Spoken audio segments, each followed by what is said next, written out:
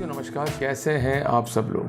आज एक basic fundamental में डिस्कस करूंगा कि पुलिस जो है आप पर गिरफ्तारी का दबाव बना रही है और आपको ये डर है कि अरेस्ट तो हो जाएंगे, पर उसके बाद पुलिस जो है रिमांड लेगी, डंडों से मारेगी या थर्ड डिग्री जो है वो एक्सरसाइज करेगी। तो वहाँ पर हम करेंगे क्या? वो तो जबरन हमसे साइन करा लेंगे, झूठे साक्ष्य को जो है एकत्रित कर लेंगे। तो वहाँ पर अक्यूज के अधिकार क्या हैं और किस प्रकार हमें सरेंडर होना है, और अरेस्ट हो भी गए हैं तो वहाँ पर कानूनन क्या प्रोटोकॉल हमारी हेल्प कर सकते हैं, हमें किस प्रकार जो है आवेदन करने होंगे।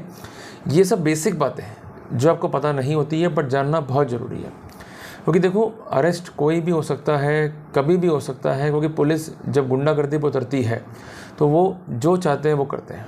बट इसका मतलब ये नहीं है कि वो आपके अधिकारों से प्ले कर लेंगे। आपके जो अधिकार कानून में हैं वो अगर आपको जानकारी में होंगे और आप एंटिसिपेटेड होके उन कानूनों को एक्सरसाइज करते हुए चलोगे तो वहाँ पर डिफेंस प्रभावित नहीं होगा और जो आपके बेसिक राइट्स हैं वो अफेक्ट होने से बच जाएंगे। तो मैं एक एक बात को समझाऊंगा बोर्ड के ऊपर। आप एक कॉपी और एक पेन लेके बैठिए, एक एक बात को नोट करते हुए चलिए ताकि हम अपने राइट्स को ईजिली जो है इन्फोर्स कर सकें। तो आज का डिस्कस जो है केवल कन्फाइंड है एक मूड क्वेश्चन के ऊपर कि पुलिस अरेस्ट का दबाव बना रही है और आपको डर है कि अरेस्ट होने के बाद आपको मारेंगे, पीटेंगे या आपको रिमांड लेंगे या थर्ड डिग्री एक्सरसाइज करेंगे। तो क्या ये बातें सही हैं या नहीं है, और अगर ऐसा डर है तो वहाँ पर क्या करना चाहिए सरेंडर होने से पहले। ठीक है जी, ये मूड क्वेश्चन है अपना। तो साथियों शुरू करते हैं आज का प्रेजेंटेशन। साथियों जैसा कि स्क्रीन पर आप देख रहे हैं, मैंने एक बात जो है लिखी है, अरेस्ट। ठीक है, जिसके लिए प्रोटोकॉल क्या है, सेक्शन 41 CRPC के अंदर। क्लियर हो गया? अब यहाँ पर दो बात समझनी है अपने को कि अगर ऑफेंस नॉन कॉग्निजेबल है, असंज्ञेय अपराध है एज पर CRPC, तो वहाँ पर परमिशन चाहिए मजिस्ट्रेट की अरेस्ट करने से पहले। पर अगर मामला जो है कॉग्निजेबल है और पनिशमेंट अप टू 7 ईयर है तो वहाँ पुलिस बाउंड नहीं है अरेस्ट करने के लिए, क्योंकि 41A CRPC का जो है आपकी हेल्प करता है। फिर भी बेईमान बाइफर्क्यूलेट करते हैं। जिन मामलों में इनकी संतुष्टि रहती है वहाँ तो ये 41A CRPC का नोटिस दे देते हैं, पर जो गरीब हैं या अफोर्ड नहीं कर पाते उनको ये 41A CRPC का नोटिस दिए बगैर, या कई बार ऐसा भी था कि जो परिवादी है उनसे इनका संपर्क होता है तो उसके दबाव में जो है मुलजिम को अरेस्ट कर लेते हैं। केवल संतुष्टिकरण की जो है स्थितियाँ बता रहा हूँ पुलिस की मैं, और आप इस संबंध में RTI का उपयोग करो कि ऐसे कितने मामले हैं जहाँ पर इन्होंने 41A दिया और कितने मामले हैं जहाँ 41A नहीं दिया। ये इसलिए मैं कह रहा हूँ कि हम जब भी डिफेंस साइड से लड़ते हैं तो हमें हर एंगल को देखकर चलना पड़ता है। अगर आप नहीं देखोगे तो आपके राइट्स अफेक्ट करेंगे, आपको ये परेशान कर देंगे। कभी भी अपनी स्टडीज़ को रेस्ट्रिक्टेड मत करो। जब भी स्टडीज़ आप करोगे तो उसको हमेशा ही ब्रॉड एंगल से करो। ब्रॉड एंगल क्या है कि RTI के तहत ये मालूम करो कि इन्होंने 41A जहाँ पनिशमेंट 7 ईयर तक का है और जो ऑफेंसेस हैं उनमें किस किस में दिया है और किस किस में नहीं दिया है। दिक्कत हो जाती है इनके लिए, जवाब देना भारी पड़ता है इनको, क्योंकि उस समय तो कुछ सूझता नहीं है, पर जब कानूनन बात आती है या वो लीगल जवाब देना पड़ता है तो वहाँ इनके बजते हैं बैंड बाजे। दूसरी बात, पुलिस वाले CCA रूल्स, CCS रूल्स, जो लोकल पुलिस रूल्स है उससे गवर्न है। इसकी जानकारी रखा करो हमेशा। अगर जानकारी आपने रख ली और जानकारी पक्की वाली है तो पक्का ताबीजंगा हो जाएगा, फिर बचना इनके लिए मुश्किल है। क्योंकि आपके सारी जो स्टडीज़ हैं वो हैं जनरल अजम्पशंस के ऊपर कि बस तो जाऊंगा ना, क्या होगा, सरेंडर हो जाऊंगा तो कई डंडा तो नहीं पड़ जाएंगे, और उसको लेकर व्यू भी जो है अलग अलग है। कोई कहता घबरा मत, कोई कहता घबरा जा, कोई कहता भाई तू मर जाएगा, कोई कहता बस तेरी जिंदगी के बचे 4 दिन। समझ रहे हो बात को? तो किसी की बातों में आकर डिसीजन मत लो, ये सबसे बड़ी मूर्खता है। क्योंकि ये जो लोग आपको राय देते हैं ये खुद ही बेवकूफ़ हैं, खुद को लो आता नहीं है और आपको देते रहेंगे आलतू फालतू की राय, और इनकी राय मान के यू गेट कन्फ्यूज्ड। और सबसे इंपॉर्टेंट बात आप समझ लो, too much cook spoil the food. आज बड़े बड़े जो राजा महाराजा हुए, चाहे वो चाणक्य गुप्त हुए या कोई भी बड़े बड़े राजा हुए, उनके सलाहकार थे और वो सलाहकार थे परफेक्ट। अगर वो सलाहकार परफेक्ट नहीं होते तो इनके लिए दिक्कत हो जाती। तो कहने की बात है कि आप अपना सलाहकार परफेक्ट रखो, और अगर सलाहकार परफेक्ट नहीं है आपका तो उस स्थिति में केस को लड़ोगे मत। मैं बिल्कुल साफ कहना चाहता हूँ, क्योंकि बेमतलब की राय लेकर, बेमतलब के आलतू फालतू की आइडिया लेकर आगे बढ़ोगे तो वैसे ही मरोगे।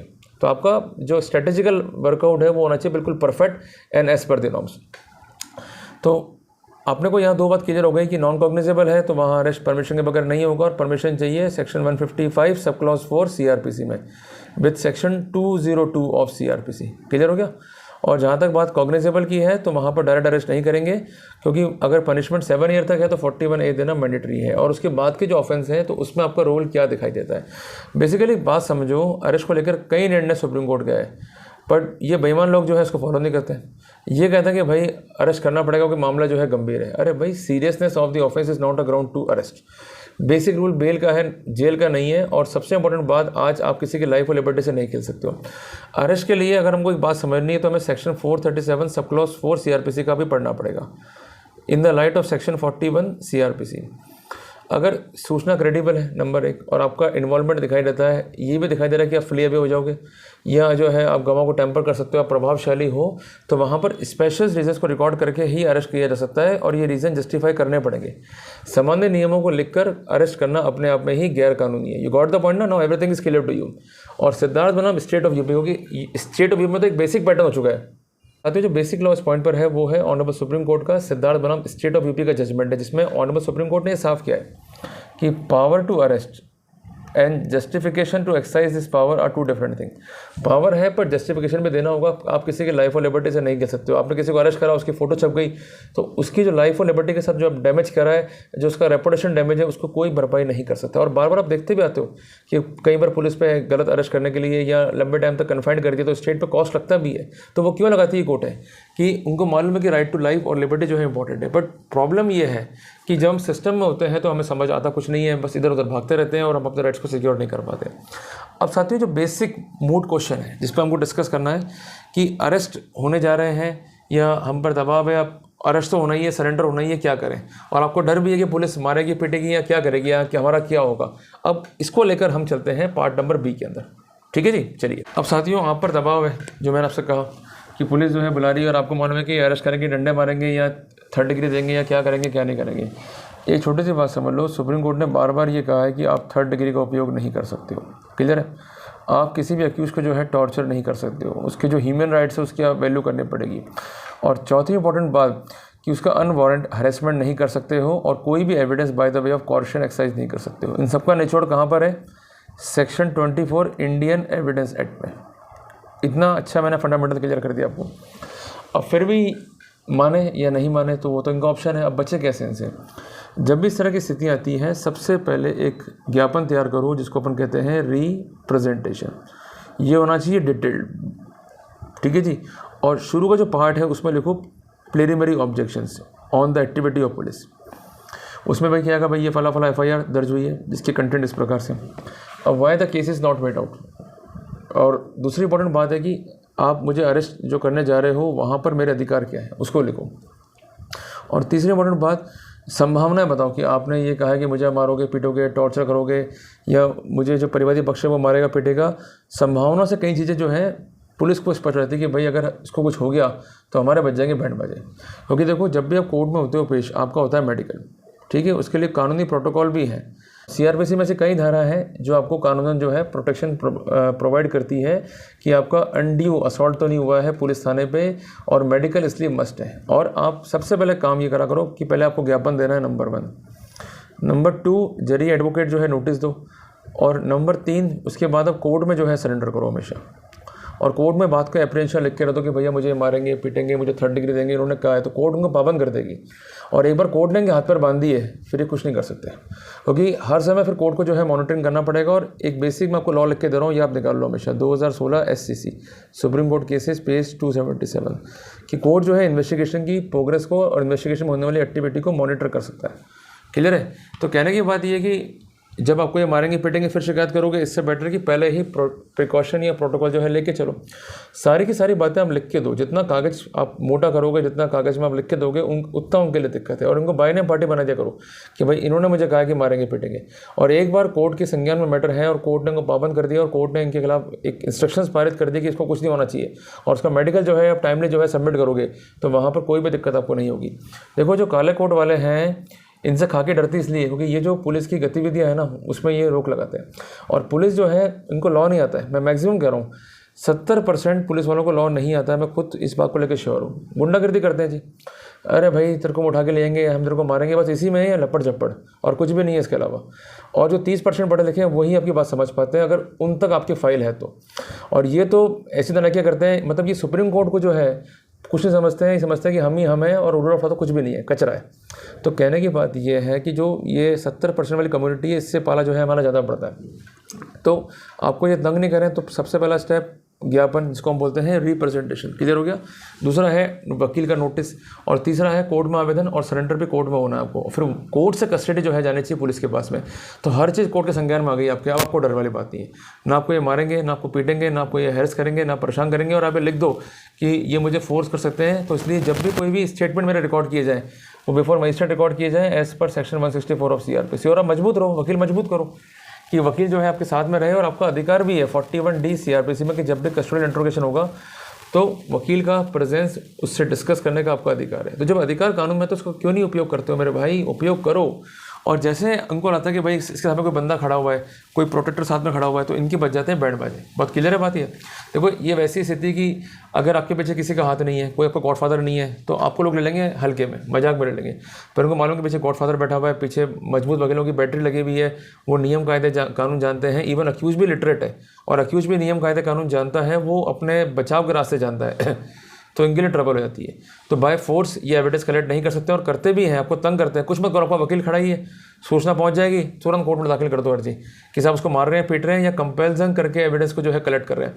और जो परिवादी पक्ष है उसको भी जरिए वकील जो है नोटिस दे के रखो कि तुम लोग जो है अगर थाने गए और तुम लोगों ने मारपीट करी तो हम जो है तुम्हारे खिलाफ भी जो है एक्शन लेंगे। और इसके अलावा अब तो सुप्रीम कोर्ट ने खुद ने कह दिया है कि थाने पर CCTV फुटेज जो है मेंटेन करना है। तो जो बैरक में आपको रख रहे हैं या जहाँ भी आपसे इंट्रोगेशन कर रहे हैं, जो भी स्थितियाँ हैं, अपने वकील को बोल के कोर्ट में अर्जी दाखिल करते रहो कि सब CCTV फुटेज को भी जो है प्रिजर्व किया जाए, क्योंकि इस बात की पॉसिबिलिटी है कि मेरे क्लाइंट को ही मारेंगे पीटेंगे। अगर ये ऐसा करते हैं तो ये इलीगल एक्ट है, तो हमें वहाँ पर ह्यूमन राइट्स पर जाना पड़ेगा या कानूनी कार्रवाई करनी पड़ेगी। तो CCTV फुटेज को प्रिजर्व करना बहुत जरूरी है।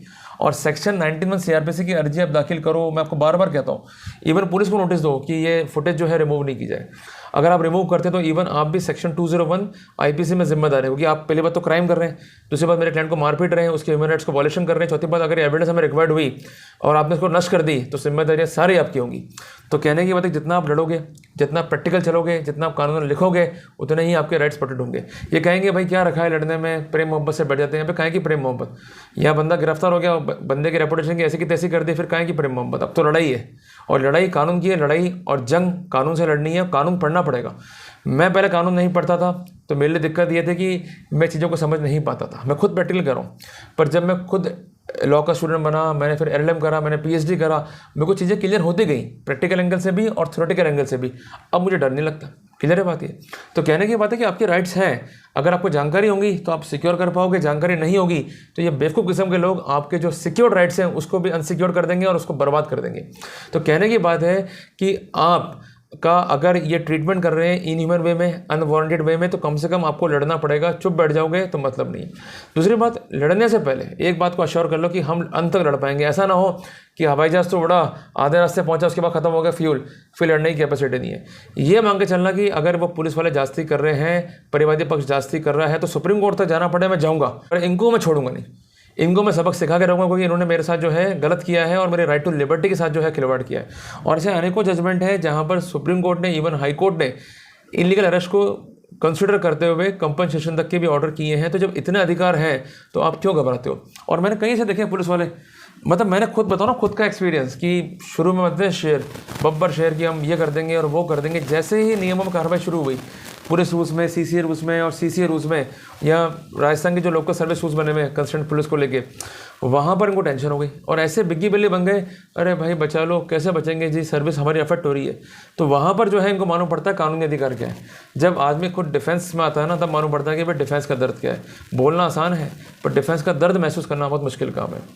तो कहने की बात है कि आपको अधिकार है, आप जांच करो, आप फैक्ट्स को कलेक्ट करो, उसका इंटरप्रिटेशन करो, पर उसकी एक तमीज़ है, एक तहजीब है। अगर तहजीब और तमीज़ को लांघोगे तो फिर हमको भी जो है लड़ने के लिए तैयार रहना पड़ेगा। इस बात को जो है आप नोट करते हुए चलो। क्लियर है?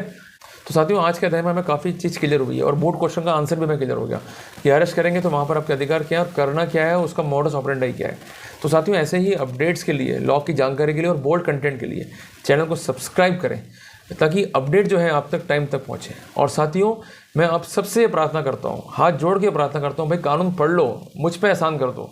कम से कम इतना मैं आप लोगों के लिए मेहनत कर रहा हूँ, डिफेंस साइड से लड़ रहा हूँ और आप लोगों को आपके अधिकारों के बारे में बता रहा हूँ। तो कम से कम आप कानून पढ़ोगे, अपने राइट्स को सिक्योर करोगे। जब अखबारों में आएगा भाई फला फला अक्यूज के राइट सिक्योर हुए या फला फला अक्यूज को अरेस्ट किया गया, तो वो कंपनसेशन लेकर आया हाई कोर्ट से, सीना जो है मेरा चौड़ा होगा, मैं एज अ ब्रदर भी आपका हो सकता हूँ, उस समय आपका मैं एज अ पिता तुल्य भी बन सकता हूँ या आपका बेटा तुल्य बन सकता हूँ। तीनों फैक्टर यहाँ पॉसिबल है। पर मेरे को बहुत खुशी होती है कि जब हम अपने राइट्स को जो है सिक्योर करके लेके आते हैं और कानूनन जो है लड़ते हैं। और साथियों, एक छोटी सी बात है, एक छोटी सी बात, इसको जो है आपको समझनी होगी कि अपने अधिकारों के लिए लड़ो, तभी अस्तित्व बचेगा।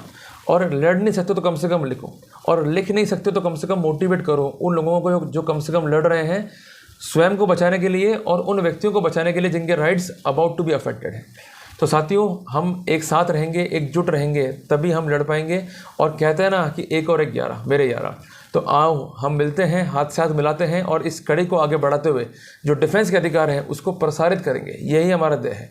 हम लोगों को बताएंगे उनके अधिकार क्या है, ये हमारा ध्येय है, ताकि ये जो लोग हैं उनका गलत मिसयूज़ जो है वो नहीं कर पाए। तो साथियों, मिलते हैं एक नए टॉपिक के साथ, तब तक के लिए जय हिंद, जय भारत।